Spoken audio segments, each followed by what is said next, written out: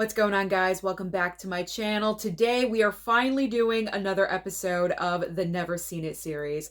This is where I give you my thoughts and opinions about movies I have never seen before in my entire life. Do I love them? Do I hate them? But most importantly, do I recommend them to you? Now, usually I go on to say there's always a best and there's always a worst. However, with this batch of movies sitting next to me, I am very glad to report there is no movie in this latest round that I absolutely hated. Sure, there's movies in here that are way better than others, but overall, I enjoyed every single movie for my movie watching theme last month. Now, what was the theme? It was the double dose of Hepburn, Audrey, and Katharine. You guys know I love Audrey. You see her every single day behind me in these videos. But there was a lot of her movies that I still had not seen. And then Katharine, I'd seen maybe 2 or 3 of her movies, and that was it. So I really wanted to dive into both of their filmographies. And I am just so thrilled that I did, because now that I've seen the majority of their movies, I just feel more fulfilled and educated for some reason. So I'm just really happy that I chose that as my theme. That may sound corny, but that is how I feel. So I'm going to start off. This is not a movie, actually. This is a documentary about Audrey Hepburn's life. It is called Audrey, More Than an Icon. Now, I really enjoyed watching this documentary. My mom watched this with me as well. And I thought I knew a lot about Audrey Hepburn, but it turns out I did not know as much as I thought I did. So I'm very happy that I did finally watch this. It's been in my collection. Why is I don't know. It seems like the lights are flickering. That's not what's happening. I don't know. For some reason, I think this is triggering. If I hold it back, there we go. I'm happy I finally watched this documentary. It's been in my collection for about a year now, and I now know more about Audrey. So I'm very, very happy I educated myself more about her life and more about her background. So I do recommend this. If you are a major Audrey Hepburn fan like I am, you definitely need this for your collections. So this one I do highly recommend for documentaries.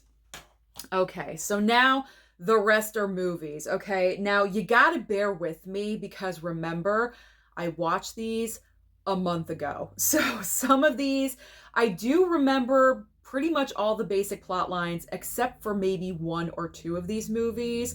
You know, just looking straight at it, I can tell you exactly what the movie's about. But it might take me a couple of minutes to engage my brain. So I might be a little bit slower in this video than I normally am. Just bear with me. We will get there. Okay. So pretty much we are starting off with Katharine Hepburn movies. That's just how the pile ended up. It's for no specific reason at all whatsoever. Okay, so we are going to start off talking about Desk Set. Now, this is a movie that Katharine Hepburn co-starred with Spencer Tracy. Her and Spencer Tracy, I believe, co-starred in 8 movies together throughout their careers.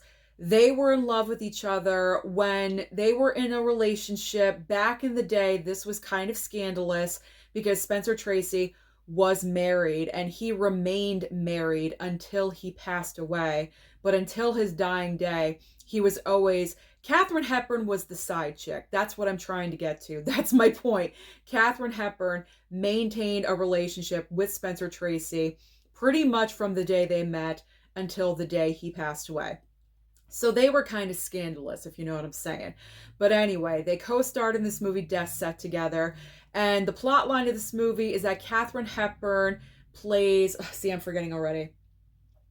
Oh, yeah, that's right. She heads up the research department. So she is like the head of the research department, and she has like 3 girls working in her office. They all work together. And it's kind of like the old school, if you need, this was way before, you know, the internet and Google and looking things up, obviously. So if you needed information back in the day, you would call, and people would actually research and look up your information for you, call you back, and let you know what the answer is. So that's what Katharine Hepburn was doing for her job in this movie. Now, where Spencer Tracy comes in is that he is kind of like the head of this brand new gigantic computer system that is supposed to completely wipe out the need for their jobs, like a computer, like what we have today with Google, the internet, all that. It's like the earliest form of that. But this computer is at this whole computer machine thing that he invented is absolutely huge and gigantic. It's actually kind of ridiculous. So the entire course of the movie is about Spencer Tracy just interacting with this office and kind of, I think, kind of feeling guilty just a little bit towards the end that what he is doing is going to, put them out of a job situation. But mainly it's about them two interacting and getting to know each other and falling for each other. She's kind of seeing someone, I believe he works in the building, but their relationship isn't really 100%. See, I'm trying to remember here. I'm trying to remember. But what I do solidly remember is that I really, really enjoyed this movie.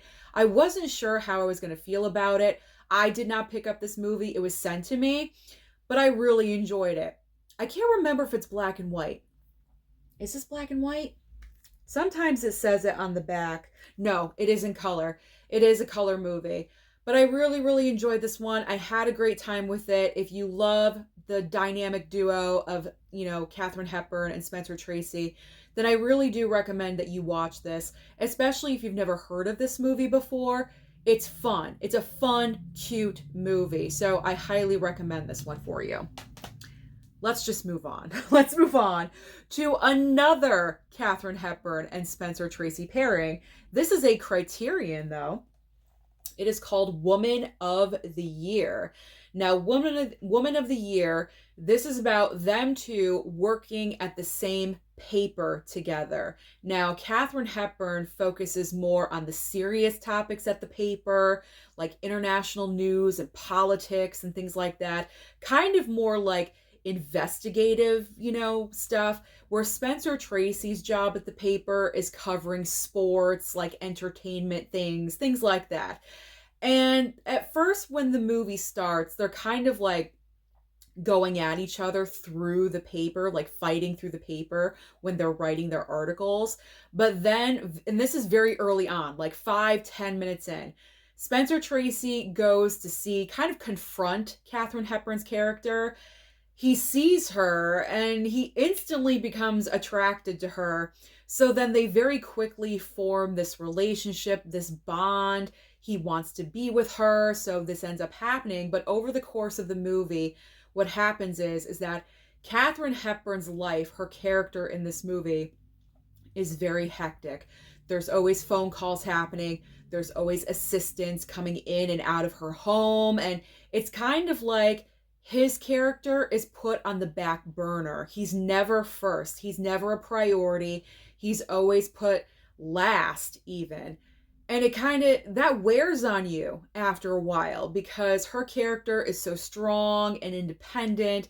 She really doesn't need a man or a relationship, but she would like one because it's nice to be in a relationship and to be in love. But that's where the conflict comes in. I really enjoyed this one as well, and there's really nothing negative to say about the movie. I really enjoyed it. Surprisingly, these movies were surprising me because, like I said before, I wasn't sure how I was going to feel about these movies, but I really enjoyed this one too. I am really loving the Hepburn-Tracy pairings. So any of these movies, I will be glad to watch again. So Woman of the Year, recommendation, the Criterion sale will be coming in July, just around the corner. So keep this one in mind for a pickup if you're trying to make out your wish list or anything like that. Woman of the Year, I do suggest this one as well. Okay, so now let's move on to Christopher Strong. This movie was one of the first films that Katharine Hepburn ever did. She plays, again, a very independent, strong woman, doesn't need a man, but of course she would like one. She's very, very independent. She flies planes in this movie. She's kind of like Amelia Earhart. That's kind of the character that she's playing in this film. So she just so happens to cross paths with a certain gentleman and instantly finds him attractive, wants to pursue something. However, he is married, he has a grown daughter, and this is where the conflict falls in. This one was just okay. I wasn't overly thrilled with it like the previous two movies, but I still enjoyed it. So again, this is another case of Katharine Hepburn being that strong, independent woman. I'm finding that a lot of her roles, a lot of her movie choices that she chose to play, a lot of these roles very much correlate with herself in real life when she was living. Because Katharine Hepburn, if you are kind of unfamiliar with her, that's who she was. You couldn't tell her what to do. Very strong mind, very strong opinion, and of course, the word I'm overusing, independent. So that's what I'm finding as I was watching all of these movies, is that she always chose these very, very strong roles, and I enjoyed. This one I enjoyed, but again, not as much as the previous two. Not to say that it's bad in any way, still a good movie. I just wouldn't pull it off the shelf as my first choice if I do want to watch something with Katharine Hepburn. Moving on to the next film on my list, we have an iconic pairing. Besides Katharine Hepburn and Spencer Tracy, she also worked frequently with Cary Grant. And this is a Criterion, so you can also keep this movie in mind for the Criterion sale upcoming in July. In case you do not have this already, you can put it on your wish list. It is Bringing Up Baby. This is a hilarious, gut-busting comedy. I have not laughed so hard at a movie in a really, really long time. If I had to put out a top 10 best comedies of all time, I would put this in there without a doubt. This movie is ridiculous. Pretty much, just to kind of sum things up, because a lot of things happen in this movie at one time. Pretty much the characters that Katharine Hepburn and Cary Grant play, they accidentally meet, and it's kind of like Cary Grant can't shake Katharine Hepburn's character. She's always there, she's always around in different situations, and that is because after meeting Cary Grant's character, she kind of like instantly falls for him. So she kind of tries to insert herself into situations to always be around. There's a leopard that's incorporated into this movie, believe it or not, hence the leopard pattern on front of the Criterion. I mean, this movie is hilarious. I was dying laughing. We all were. My mom was laughing so hard. If you want a comedy that's different, that's unique, that doesn't use raunchy humor or anything like that, then definitely go for Bringing Up Baby. Now, I want to point out, I don't really want to call it a negative because it's not really a negative, but it's kind of something that irked me, I guess. Irked me. That's a good word. I was irked with this during the film. This is the only slightly negative comment I have to say about the movie. So Katharine Hepburn, if you're unfamiliar with her, you've never seen any of her movies, she kind of has a tone to her voice. It's very unique. If you hear her voice, you know automatically who it is. It's Katharine Hepburn. Now, with the tone of her voice combined with the way her character kind of spoke on a very fast and chaotic way of speaking, that combined kind of got on my nerves. It was like rattling off at 100 miles an hour. She was just rattling off this dialogue extremely quickly. That combined with the tone of her voice, which she can't help, obviously. That's her voice. She can't change it. I mean, it's iconic. You know when you hear it. But that combination, after a while, was kind of getting to me just a little bit. But that, like I said, is the only negative. And that's a slight. That's a teeny tiny little thing about this movie. But other than that, it's perfection. Absolute perfection. It's a great time. Like I said, if you're looking for a comedy that's different, that doesn't rely on shtick or, raunchy humor or anything like that, more of like an intelligent comedy, then go for this one. I absolutely recommend this, that you pick up for the Criterion sale. You got that, right? Pick it up. Pick it up for the Criterion sale. Okay. Another Criterion. Holiday. Holiday with Katharine Hepburn and Cary Grant once again. So the basic premise of this movie is that Cary Grant is on vacation. And while he's on this like 10-day vacation, he meets this woman. It's not Katharine Hepburn, it's a different actress. He meets a woman randomly on vacation, his 10-day vacation. They instantly fall in love. They want to be together. And I think they're getting married too. Like I said, it's been a hot minute since I've watched these movies. But I think they're going towards marriage, okay? So they come back to reality. She wants to introduce him to her family. So this is where Katharine Hepburn comes in. Katharine Hepburn is her sister. But of course, what ends up happening is that Katharine Hepburn falls in love with Cary Grant's character because he just wants to be himself. The woman that he falls in love with, the family that they're from, has a lot of money. Looks are important. You should have a certain career, things like that. It's like status is the number one thing. It's very, very important. Looks are important, all that. But Katharine Hepburn is kind of like the flighty one of the family, the black sheep. She really doesn't like to play by those kind of rules. She likes to accept someone for who they are. And that's why she falls in love with Cary Grant, because he just is who he is and he wants to be himself and, things like that. This was a good movie as well. And it seemed like a pretty quick watch. I mean, it's what? Yeah, 95 minutes long. Great movies don't always have to be, 2.5 hours long. It was a quick watch. It was great. Black and white title. This is from 1938. I really enjoyed this movie as well. There's a lot of great older titles that I've been watching lately, and I do recommend that you guys dive in to the older titles from the 30s, the 40s, the older black and whites, because if you don't, let me tell you, you're missing out on great stuff. So pick up Holiday during the Criterion sale as well. I recommend all these Criterions. I'm recommending all these movies, but in particular because the Criterion sale is right around the corner in July, pick these up. Please do. Add them in. You will not regret, especially bringing a baby, because that's hilarious. Absolutely hilarious. Okay. Next up is, this is an older Katharine Hepburn title. Well, not older the movie, older her age, if you know what I'm saying.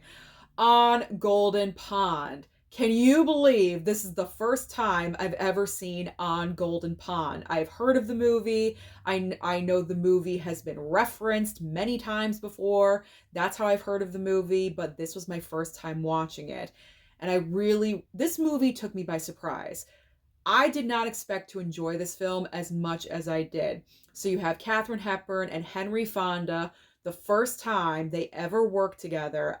I found that very hard to believe, but apparently it's true.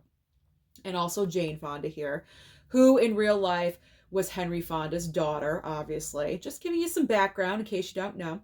But the plot line of this movie, it's pretty much a family drama. You have Henry Fonda and Katharine Hepburn playing the parents. They're going to their cabin, like their summer cabin out in the woods, opening it up for the season and everything. And you're following them around and how they're interacting with each other. They have a very unique relationship. She's always calling him an old poop and things like that. I did not know the script for this movie was so funny. There were moments where Henry Fonda would drop a line and I was done. Like, I was laughing hysterically. For some reason, I had this preconceived notion that On Golden Pond was just a very, very, very serious drama the entire way through.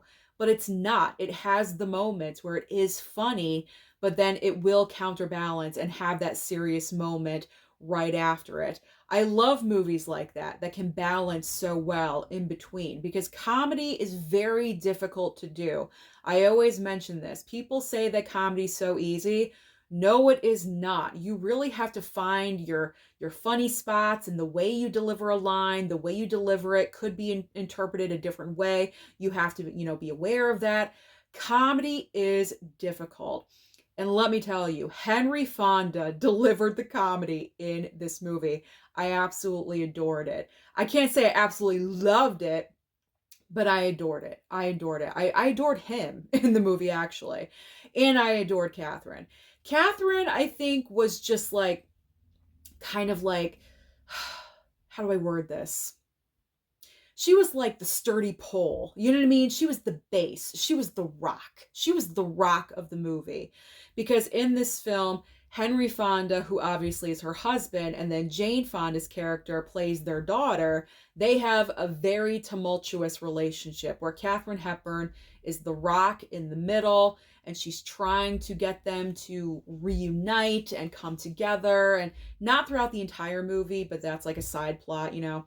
There's other things happening in the movie as well. But like I said, this movie took me by surprise. Really enjoyed it, and I highly recommend this one to you as well. If you want a nice movie that's drama, a dramedy, if you want drama and comedy in your film, then this one is a good, not obvious choice, if you know what I'm saying, because you don't always think of On Golden Pond to pull off the shelf, but I would recommend it for that mood if you're in that mood. Get what I'm saying? You get what I'm saying. You guys have been watching long enough. You understand my little quips that I say all the time. You know, you get it. All right.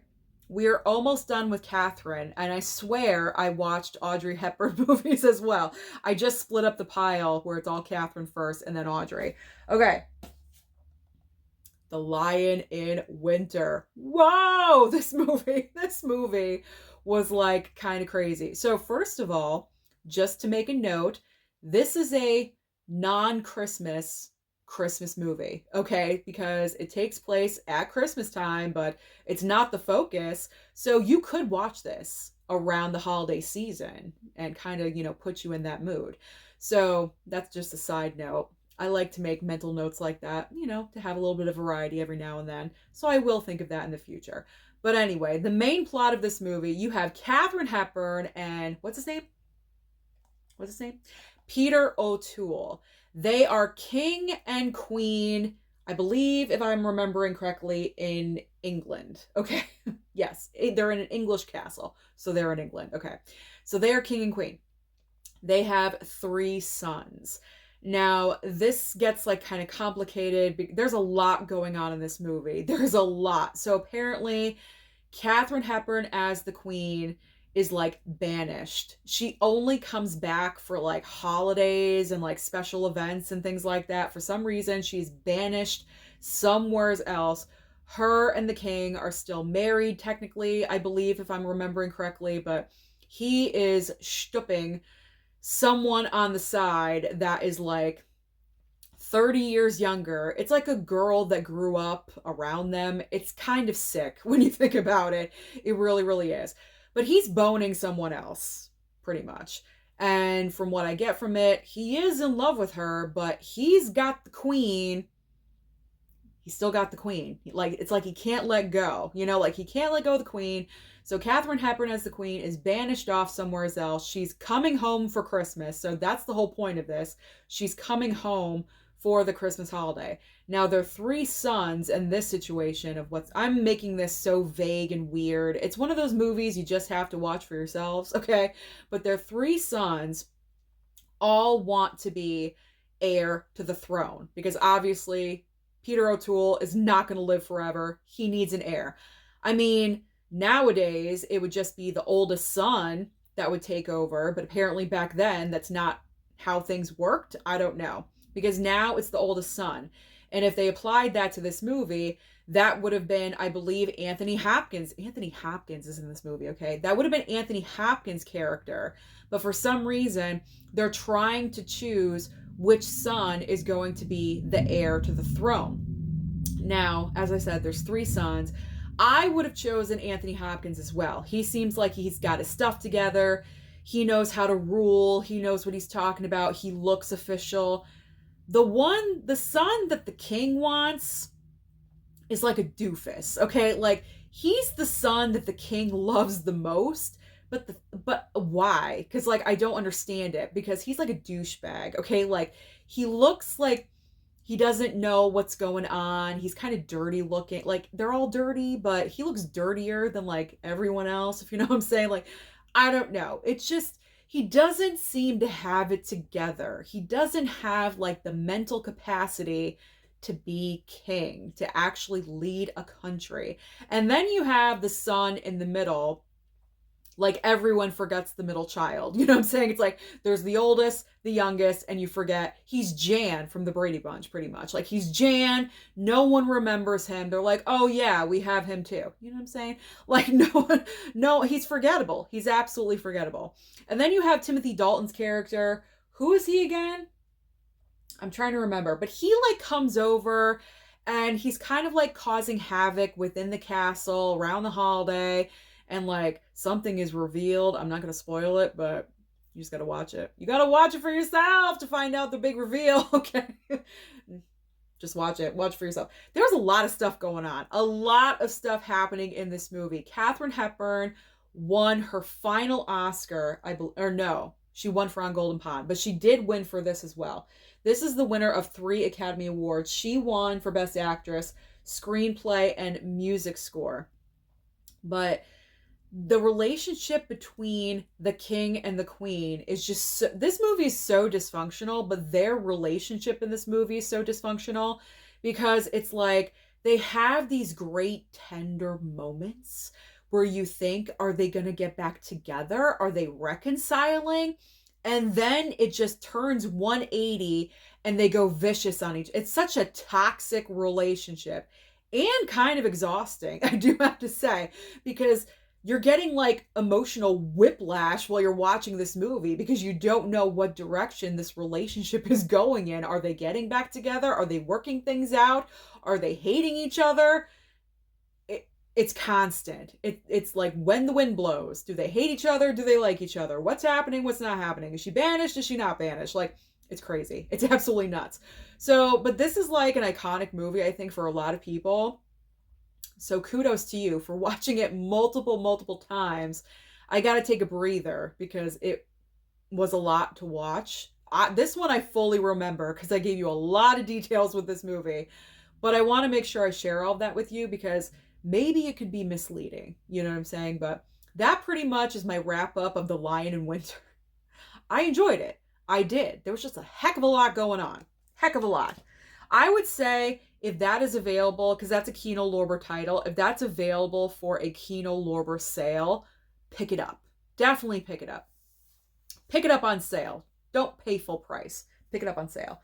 All right, I believe this is the final Katharine Hepburn title of the stack. We have Guess Who's Coming to Dinner on 4K. This is part of the Columbia Classics, I believe, Volume 4 box set, as you can tell from the slipcover. Again, Katharine Hepburn with Spencer Tracy and also, oh my gosh, Sidney Poitier. I like blanked out for a second. Sidney Poitier. And actually, the daughter, the woman who plays their daughter, I believe, if I'm remembering correctly, was Katharine Hepburn's niece in real life. Because I was noticing as I was watching the movie, I'm like, they look similar. Like facially, they had, similarities. I'm like, wow, that's really great casting. And then I went over to IMDb and I was looking at facts and information and that popped up. And I was like, well, there we go. Because they are related. So if you have not heard of Guess Who's Coming to Dinner, this is a very, I guess, groundbreaking film.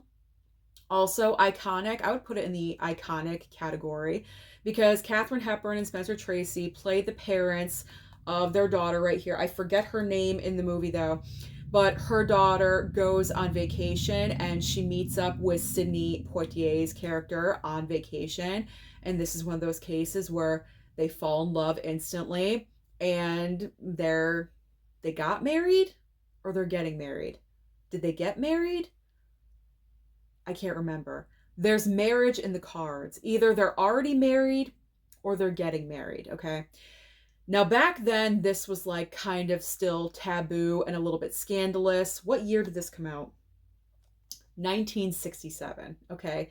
Nowadays, this is nothing. And it should be nothing because when it comes to color, love is love. You know what I'm saying? Like, color does not matter to me.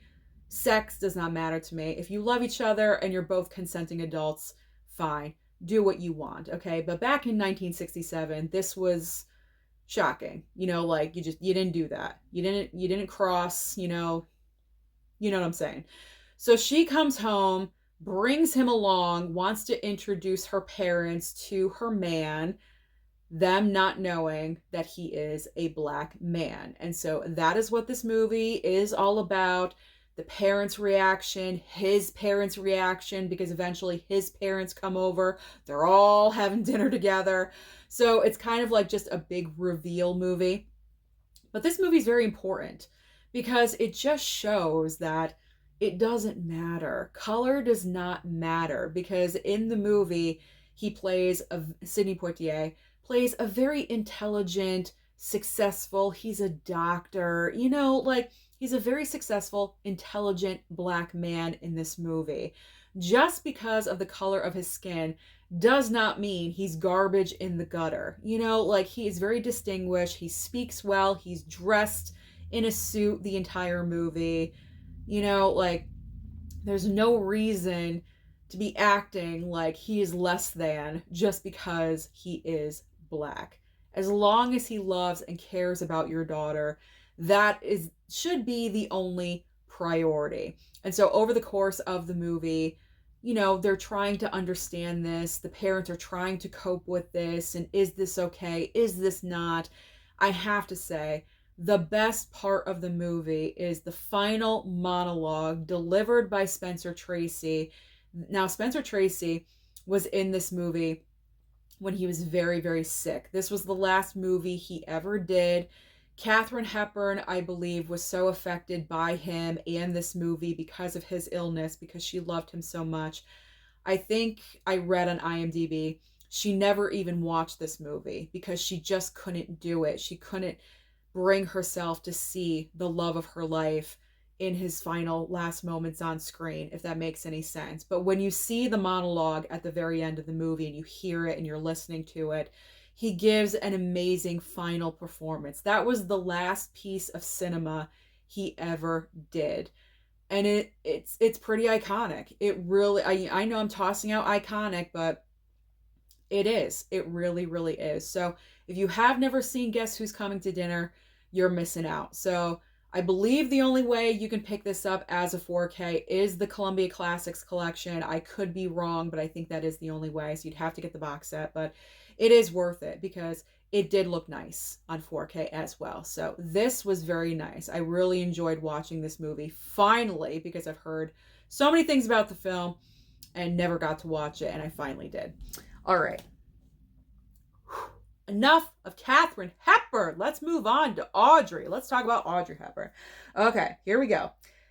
The rest are DVDs, surprisingly enough. I went on like a DVD buying spree on Walmart.com because I did not have enough of Audrey films. I really didn't. Oh, by the way, that reminds me. The one movie in here from Audrey that is not in, or that's not in the stack that should be, but part of that like 7 movie collection pack that I had, that Blu-ray collection pack, War and Peace. War and Peace, I finally watched. That thing is like almost 3 hours long. It's very, very long. Okay. It's not the most interesting movie. I will say that. Whenever Audrey was on the screen, that was the highlight for me. Henry Fonda is in that movie as well. But you got to be in a certain mindset to sit down and watch War and Peace. I believe it's based on the novel War and Peace. And that book is like, 700 pages long? It's a long book, okay? So I knew this was going to be a long movie. It was okay. That one was just okay. I didn't feel the need to, pull that out. I actually forgot. Okay, I forgot to pull it out and put it in the stack. But I did just remember it. So I do want to, talk about it just a little bit. And that's enough. I don't really need to go further with that one. So let's move on to some DVDs. We have How to Steal a Million with Audrey, and this is with Peter O'Toole as well. I noticed while I was watching these that Audrey and Katharine co-starred with a lot of the same actors, which I just found really, really interesting for some reason. I'm not really sure why, but there we go. So Peter O'Toole again. So Audrey Hepburn in this movie plays the daughter of a man that is into fraudulent art. Okay? He creates identical art pieces. Obviously, they're fake, okay? And so he's trying to pass them off as real. She doesn't want her father doing this because she's afraid he's going to get caught and the consequences and things like that. Then you have Peter O'Toole showing up, and he kind of presents himself as someone that hold on. I'm kind of forgetting. Just a second. Hold on. Hold on. We're going to do this. Kind of. All right. Okay. So Peter, I had to, engage the brain just one second. I hope I didn't lose you. I hope you're still here. All right. So Peter O'Toole's character comes off as a detective that is looking for this and trying to sniff things out that are fake and fraudulent and things like that. But it turns out there's something else going on. I don't want to reveal, but there is a twist, which is what I liked about the movie, because I love twists. I love, you think the movie's going in one direction and whoop, surprise, it's not. It's going in this direction. So there was a little bit of a twist in here, which I enjoyed. It's a cute, fun movie. It's not going to change your life. It's not going to, you're not going to die if you don't see this movie. It's not one of her most memorable roles, I will say that, but it was fun. It was cute and it was fun. I had a good time with it. There, that's it. We got through. Okay, we got through. That's it. All right, next up, Love in the Afternoon. Now, in this movie, Audrey Hepburn plays the daughter again to a private detective. Her dad is a PI, and what he does, he kind of like sniffs out ladies that are having affairs on their husbands and tracks them, things like that. So his current client has his wife having an affair, so he, tracks her down, things like that. And the husband comes over to meet up with her father. This is not her father, by the way. Just don't watch that. Don't look at this. Don't look at this. That's not her father. That's her love interest, believe it or not. But we'll put that on the back burner for 1 second. So the husband, the client that hired her father, comes over and says, I'm going to kill that man who is sleeping with my wife, da da da. So Audrey Hepburn's character hears this, goes over to the hotel to warn the guy who is sleeping with the wife, who turns out to be this guy right here, Gary Cooper's character. Now, before this, I've never seen this movie. I've never seen any of Gary Cooper's movies. I'm not very familiar with him as an actor or anything. I thought he was just okay. I didn't see anything like super fantastic about him in this movie for some reason. Like, if this was Cary Grant or some other, I think I would have been more invested if it was a different actor, but he was like just okay. I don't know. So Audrey goes over to Gary Cooper's room to let him know that the husband of the lady that he's currently seducing right now is coming over with a gun to kill him and shoot him. She pretty much saves his life, okay?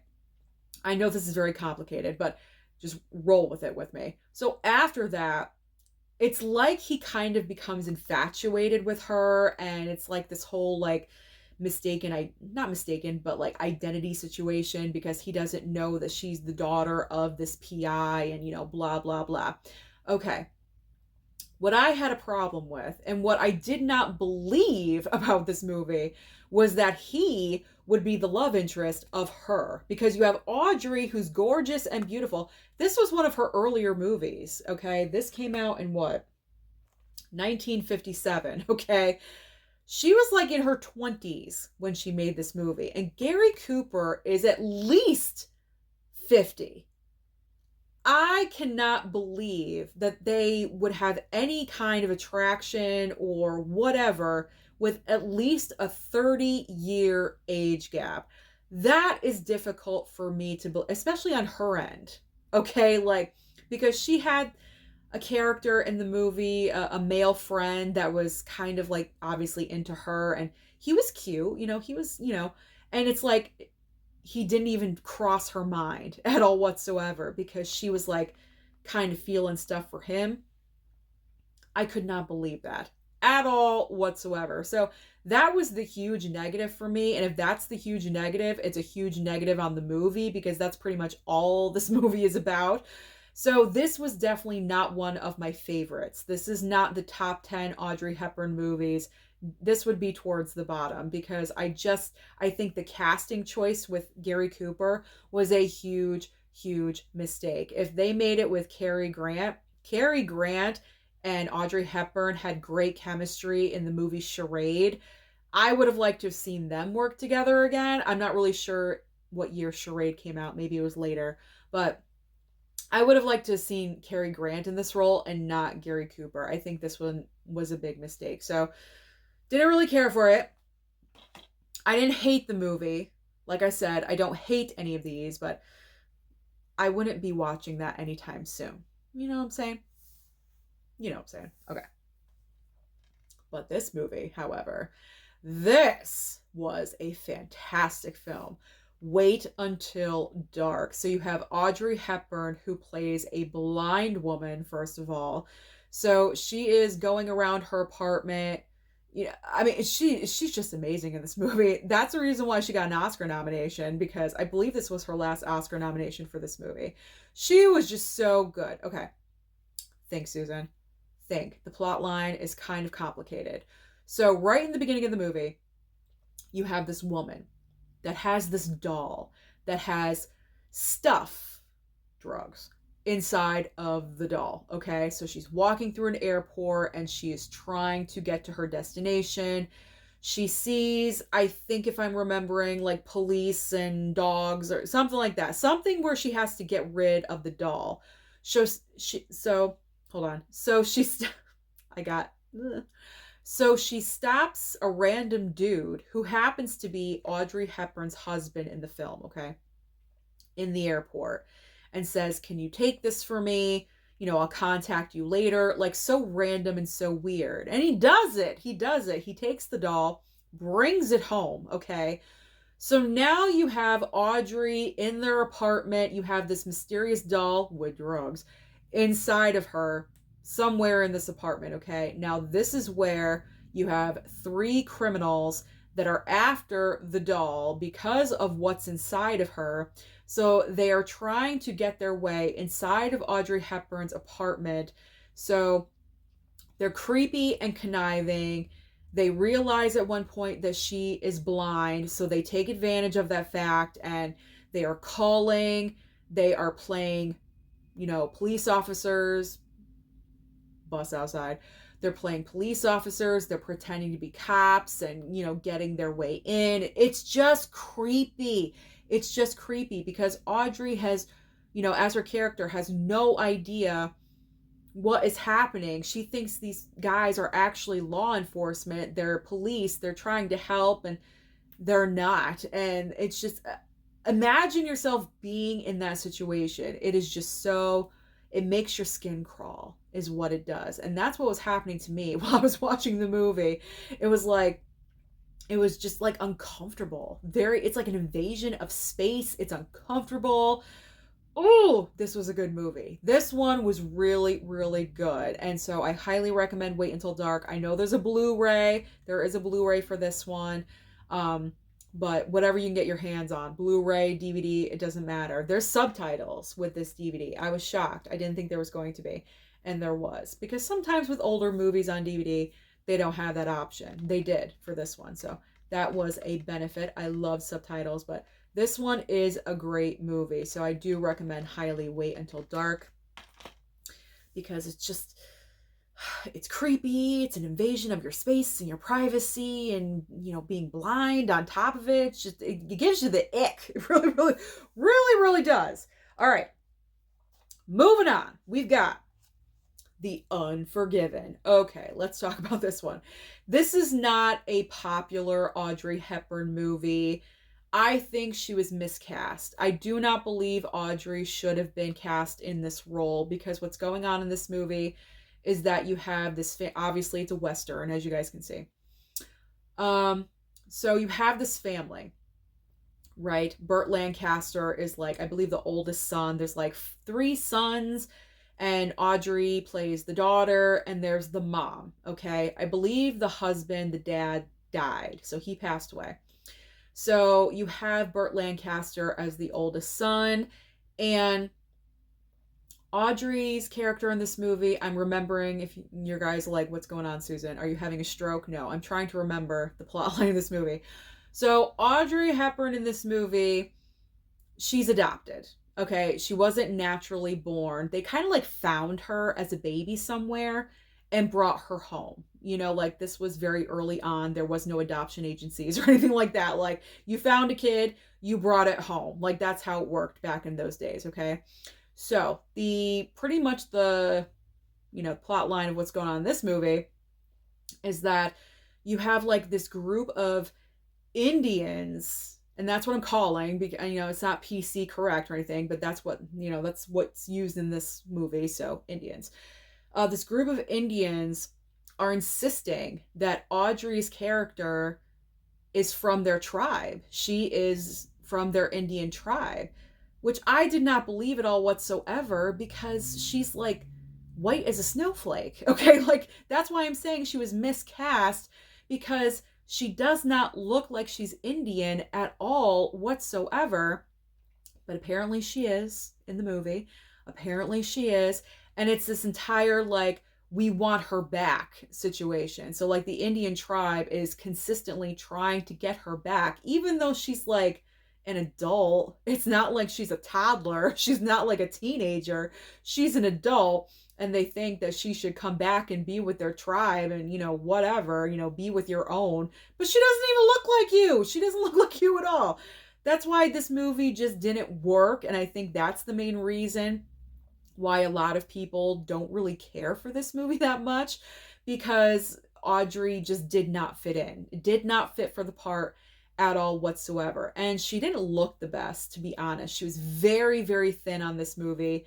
She was, I believe, the thinnest she's ever been. She's naturally thin, but she was like 98 pounds during the filming of this movie. She was rail thin and smoking like 3 packs a day. Okay, like she was chain smoking. That's the reason why she was so thin, and thin on top of it. Maybe she was stressed over the movie. I have no idea. Maybe she knew she was miscast. Who knows? I don't know.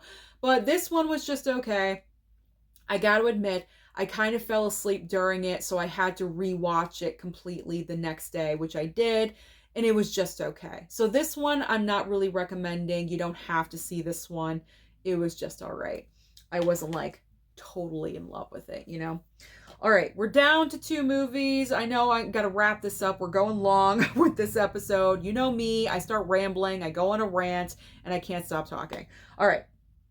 But this should be pretty quick, because honestly, I didn't really care for either one of these. It seems like Katharine has the stronger filmography, and I hate saying that because I love my girl Audrey. She has a lot of great classic films, but I feel like Katharine's filmography is stronger than Audrey's, because it seems like every movie of Katharine's I really loved, and I really enjoyed all of them. I haven't seen everything, but what I have, I enjoyed.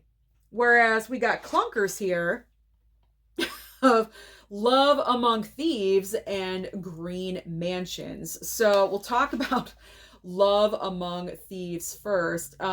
This was the last Audrey Hepburn film where she was the lead star. Her final film is called Always, and that was directed by Steven Spielberg. She plays an angel in that movie. How appropriate. How appropriate that she played an angel. I love that. That one I did not rewatch during this, because I've seen it, so I like to concentrate on never seen it during this time, obviously. So Always I've seen, so I didn't watch that one. So this was technically her final movie as the lead actress. This one was kind of corny. It's like she's involved with this guy that's kind of shady, and it's like she doesn't realize it, and how can you not, because it's kind of right in front of you, like one of those deals. Like I could see right away that he was very shady, and there was like a major age difference and everything, so it was kind of like, did you not know? Like, how could you not see that, So he was a criminal. And so because of that, she gets mixed up in like this criminal, like little lifestyle going on. And it's co-starring Robert Wagner right here, if you see him on the back. Good old Robert Wagner. He was very big in the 1980s. I think this is from the 80s. This is from, I don't know, 1986. Yeah, so this was prime era for Robert Wagner. And yeah, I didn't really care for this movie. At one point I even said, like, was this like on TV, like a made for TV movie? And it was. It was. When I looked it up on IMDb, it was, I don't want to say on Lifetime but it was like on one of those channels. It was like a made for TV movie. I can't even believe she did something like this, because I feel like a movie like this was just so beneath her. Like, she is just so status up here with like Breakfast at Tiffany's and My Fair Lady and Sabrina, like some of the best movies of all time. And then you have this. It just doesn't really. I mean, this is your swan song, Audrey Hepburn. If you kick out Always, this is it. Love Among Thieves, not really that great. I mean, she had some chemistry with Robert. Look at her. She was so beautiful. Even in her final years, she was great. But like Robert Wagner, corny. Corny is the word for this movie. Corny, just not good. Bypass. You don't need that one. You don't need it. You don't need it. You don't want it. It's fine. And the final movie I'm going to talk about is Green Mansions. And I picked up this one because not only was I curious about it because it was Audrey and I've never seen it before, but the main reason was because it's co-starring Anthony Perkins. And with Anthony Perkins, we all know him as Norman Bates in Psycho. That's pretty much it. Like, what other movies has he done? So that is the reason why, main reason why I picked up this movie. And this one wasn't really that great. This one was like fantasy, weird, like she's a sprite in a forest, like a bird girl or something. Like, I don't know. It's weird. Yeah, she plays Rima, the bird girl. And Anthony Perkins like finds her in the woods somewhere, and to be honest, I fell asleep during this, and I didn't rewatch it. I was watching it in the living room upstairs, obviously, and I started the movie. I kind of fell asleep in the middle, and I woke up like maybe 15 minutes before it ended. So like the entire middle plot line of the movie, I have no idea what happened. But I don't think I missed out on anything much, because I don't really think this movie went anywhere. Like, it's Anthony Perkins coming across Audrey Hepburn in the woods, and she's a bird girl. And where do you go with that? I don't even know. I don't even know what to say about this movie. Just that I didn't really enjoy it. But I don't hate it. I don't hate it. I just wish I could understand it. The point of like where they were going.